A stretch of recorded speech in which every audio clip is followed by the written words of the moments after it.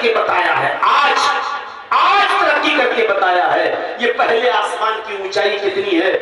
پھر ایک آسمان کے بعد دوسرا آسمان، اس کی اونچائی اور اس کی مسافت کتنی ہے، یہ تو آج کی سائنس نے بتایا ہے۔ یہ آسمان جو ہم اور آپ دیکھتے ہیں، یہ سورج جو ہم دیکھتے ہیں، جو ہماری زمین سے 9 کروڑ 30 لاکھ میل کی بلندی پر ہے، اتنا بڑا ہے کہ جس دنیا میں ہم اور آپ رہتے ہیں، دنیا میں ہم برہیٹ کی بات نہیں کر رہے ہیں، ہم جھارکھنڈ کی بات نہیں کر رہے ہیں، ہم اسٹیٹ لیول کی بات، جس دنیا میں ہم انڈیا کی بھی بات نہیں کر رہے ہیں، جس دنیا میں ہم اور آپ رہتے ہیں، اس دنیا کو سمیٹ کر، اس دنیا کو اکٹھا کر کے، اس دنیا کو سورج میں پھینک دیا جائے تو ایسا نظر آئے گا، یہ دنیا ایسی دکھائی دے گی جیسے بہت بڑے میدان میں ایک فٹ بال پڑی ہوئی ہے، ایک بہت بڑی فیلڈ میں فٹ بال پڑی ہوئی ہے۔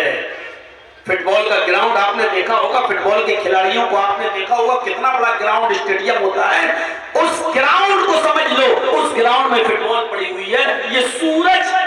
یہ اتنا بڑا ہے اس دنیا سے۔ اب آپ اندازہ لگاؤ کہ یہ دنیا ایک فٹ بال ایک گیند کی طرح دکھائی دے تو سورج کتنا بڑا ہے، پھر سورج کے اوپر سیارے، پھر سیاروں کے اوپر کہکشائیں، ایک کہکشاں ایسی ہے کہ جس کی روشنی کو زمین پر آنے میں 3 ارب سال لگتے ہیں، جس روشنی کو زمین پر آنے میں 3 ارب سال لگتے ہیں، جبکہ روشنی ایک سیکنڈ میں 3 لاکھ میل کی رفتار سے چلتی ہے۔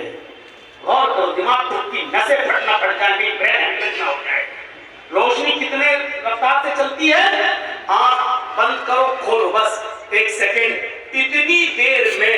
3 لاکھ میل کی رفتار طے کر لیتی ہے۔ سوچ رہے ہیں؟ آنکھ کھولو، آنکھ بند کرو کھولو، ایک سیکنڈ ہو گیا، ایک سیکنڈ میں 3 لاکھ میل کی رفتار سے روشنی چل رہی ہے۔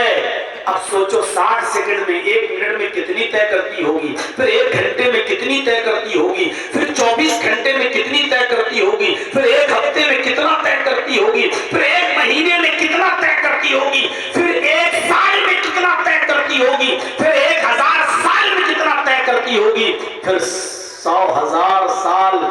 1 لاکھ سال میں اس کو کتنا سال لگتا ہے؟ اس روشنی کو زمین پر آنے میں 3 ارب سال لگتا ہے۔ اس کے اوپر ایک اور کہکشاں ہے، اس کی روشنی کو زمین پر آنے میں 10 ارب سال لگتا ہے، اور اس کے